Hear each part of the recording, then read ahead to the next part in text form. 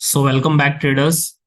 देखेंगे आज के एनालिसिस में कि हमने लाइव मार्केट को कैसे ट्रैक किया और कल के लिए हमारी बैंक निफ्टी में क्या पोजीशन रह सकती है। यदि मैं आज के लाइव मार्केट की बात करूं तो मेरे अकॉर्डिंग आज नो ट्रेडिंग डे था, क्योंकि आज एक भी बार पूरे ट्रेडिंग डे में ऐसी पोजीशन नहीं मिली जो हमारे प्लान के अकॉर्डिंग एग्जीक्यूट हो सके। मैं ऐसा क्यों बोल रहा हूँ? कुछ लोग बोलेंगे सर यहाँ से एक बुलिश मोमेंटम दी मिला है, एक रैली आपको देखने को मिली, आप चाहते तो यहाँ पे एंट्री ले सकते थे। बट ऐसा नहीं होता है। जब आप एज एन ऑप्शन बायर कर रहे हैं काम, तो उस समय आपके लिए डिसिप्लिन सबसे ज्यादा इंपॉर्टेंट है। यदि आपका मार्केट में डिसिप्लिन नहीं है तो डेफिनेटली आप लूज करेंगे। यही रीजन है कि 90% are fail to make money in stock market, especially as an option buyer. क्योंकि आपको पता है जो आपने डिस्कस किया है, जो आपने एनालिसिस किया है, जो आपने पोजीशन सोच रखी है, अगर उसके अकॉर्डिंग मार्केट आपको चांस देता है तो आप एंट्री लीजिए, पैसा बनाइए और मार्केट से निकल जाइए। बट यदि आपको लग रहा है कि मार्केट कहीं भी जा रहा है और मैं कहीं भी एंट्री ले लूं तो पैसा बन जाएगा, this is not possible at all. अब मैं आपको बताता हूँ उसका रीजन। फ्राइडे को हमने डिस्कस किया था कि मार्केट जैसे भी गैप डाउन या गैप अप होगा उसके अकॉर्डिंग हम ट्रेंड देखेंगे, और हम हमेशा अपने एनालिसिस में कहते हैं कि हम ट्रेंड के अकॉर्डिंग ही अपना ट्रेड डिसाइड करेंगे। यदि मार्केट में बुलिशनेस है तो हम कोशिश करेंगे कि अपसाइड ट्रेड लेने का, यदि मार्केट में बियरिशनेस है तो हम कोशिश करेंगे कि बियर बन के ट्रेड लेने का, चाहे वो दिन में एक ट्रेड मिले, तीन मिले या चार मिले। अब देखिए, जब मार्केट यहाँ पे खुला तो आपको पहली रेड कैंडल मिली और फिर सेकंड उससे भी बड़ी रेड कैंडल मिली। सिमिलरली आप सेम टाइम पे यदि ग्लोबल सेंटिमेंट्स देखते हैं तो ग्लोबल सेंटिमेंट आप देखेंगे तो देखिए, चाहे मैं यूएस डेटा की बात कर लूं मार्केट की, या फिर मैं यूरोपियन मार्केट की बात कर लूं, या फिर मैं एशियन मार्केट की बात कर लूं, सब आपको लगभग लगभग नेगेटिव में ही दिखेंगे। या फिर कमोडिटीज की बात कर लूं या गोल्ड की बात कर लूं। तो ऐसे में जब मार्केट भी हमारा वीक है और मार्केट में ग्लोबल सेंटिमेंट्स भी गलत हैं, ग्लोबल मार्केट्स भी वीक हैं, वैसे में आप बुलिश बनने की सोच भी कैसे सकते हो, स्पेशली जब आप एज एन ऑप्शन बायर हो। तो ऐसे में हम वेट करते हैं कि अगर मार्केट में बेरिशनेस है तो हम जो अपना ट्रेड लें वो भी बेरिश हो। तो हम वेट कर रहे थे कि या तो मार्केट ने जब 44,150 का लेवल तोड़ा तो मार्केट यहां से रिवर्स करके 44,250 के लेवल पर आकर टच करे और फिर रिवर्सल प्ले करेंगे, या फिर मार्केट 44,150 का लेवल तोड़ के यहाँ पर थोड़ी देर सस्टेन करता तो हम यहाँ पे एंट्री लेके 43,900 के नेक्स्ट लेवल के लिए यहाँ पर बैठते और अपना प्रॉफिट बुक करके मार्केट से निकल जाते। बट देखेंगे आप तो मार्केट ने इसका ब्रेकआउट तो दिया बट मार्केट यहाँ सस्टेन नहीं कर पाया और मार्केट वापस से ऊपर चला गया। अब कुछ लोग सोचेंगे कि यहाँ पर मार्केट जो है वो ऊपर चला गया तो यहाँ से बुलिशनेस आ गई है मार्केट में। ये बुलिशनेस नहीं है। जिन भी प्लेयर्स ने इस मार्केट में फ्राइडे को बड़ी पोजीशन बनाई थी या सेलिंग की थी, या फिर हम जैसे रिटेलर्स ने पुट को कैरी फॉरवर्ड किया था नेक्स्ट डे के लिए, ये उसी का स्क्वायर ऑफ का नतीजा है कि मार्केट में जो है फ्राइडे को आपको बहुत ज्यादा सेलिंग देखने को मिली, इसलिए मार्केट में जो है वो स्टार्टिंग में आपको थोड़ा सा गिरावट देखने को मिली, और फिर यहाँ पर जब उन लोगों ने अपनी पोजीशन बुक की तो ये आपको जो है ये एक बाउंस बैक देखने को मिला है। और तो जब मार्केट ने 44,150 के लेवल का ब्रेकआउट दिया तो यहाँ से हमारे दो परसेप्शन बनते थे। पहला, मार्केट यहाँ पे थोड़ी देर समय बिताए और यहाँ पर जो है वो सब बार बार कंसोलिडेट हो। पहला, कि मार्केट यहाँ पे थोड़ी देर सस्टेन करे और उसके बाद फिर हम यहाँ से एंट्री लेते नेक्स्ट टारगेट के लिए, जो कि 44,900 का था।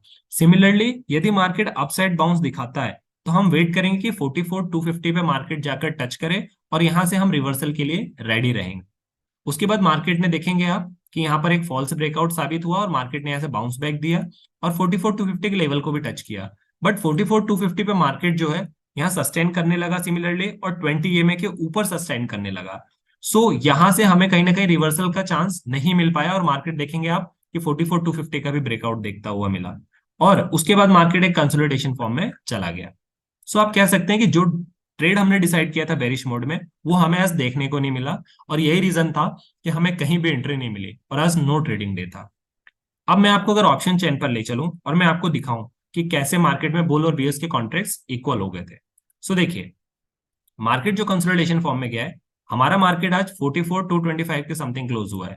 और यहां से अगर आप इस साइड देखेंगे कॉन्ट्रैक्ट्स में, और मैं बात करूं कि सबसे ज्यादा हमारा सपोर्ट कहां पर है, तो आप 44,000 को जब देखेंगे तो सबसे ज्यादा कॉन्ट्रैक्ट्स 1,74,000 यहीं पर है। मतलब ये लेवल से ही आज हमें बाउंस बैक देखने को भी मिला और सबसे ज्यादा कॉन्ट्रैक्ट्स यहीं पर बने हैं।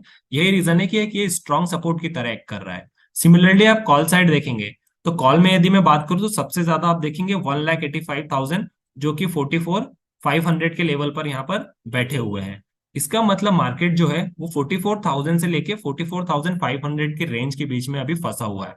यहां से मेरा प्रेडिक्शन ये कहता है कि मार्केट जो है हो सकता है यदि कल किसी कारणवश आपको 44,500 तक भी जाने को देखने को मिलेगा, यदि गैप अप होता है तो, या फिर बुलिश मोमेंटम आता है तो। उसके बाद मार्केट वापस से यहाँ से 100-200 पॉइंट नीचे आएगा 44,300 के समथिंग, और फिर उसके बाद एक आपको अच्छा बाउंस बैक देखने को मिलेगा, क्योंकि यहां पर पोजीशन बनने स्टार्ट होंगी, और फिर आपको मार्केट नेक्स्ट लेवल 44,800 और 44,900 तक भी जाता हुआ दिख सकता है।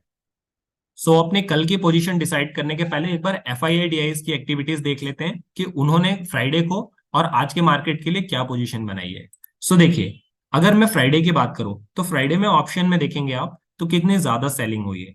सिमिलरली यदि आप फ्यूचर में देखेंगे तो फ्यूचर में भी आपको सेलिंग देखने को मिलेगी।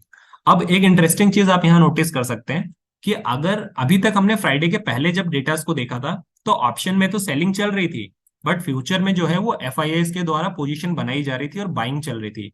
बट आप फ्राइडे को देखिए, चाहे मैं ऑप्शंस की बात करूं या फ्यूचर्स की, दोनों में ही सेलिंग हुई है।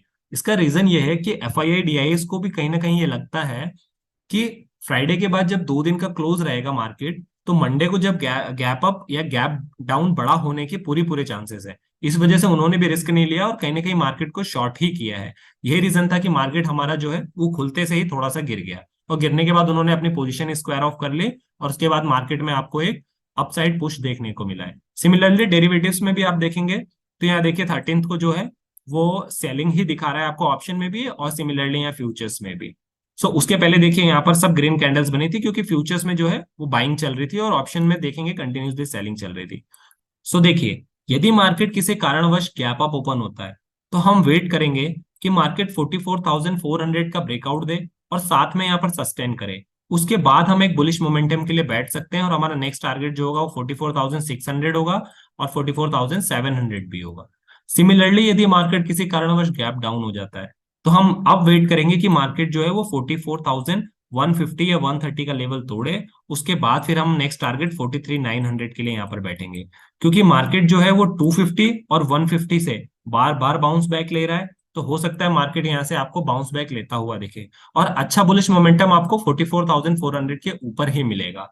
गाइस, सिंप्लीफाइड वे में अपने लेवल को मार्क कीजिए और ट्रेड कीजिए ब्रेकआउट्स पर। वीडियो इन्फॉर्मेटिव लगी हो so do like and subscribe to my channel. मिलते हैं अगले डिस्कशन में, तब तक के लिए साइनिंग ऑफ।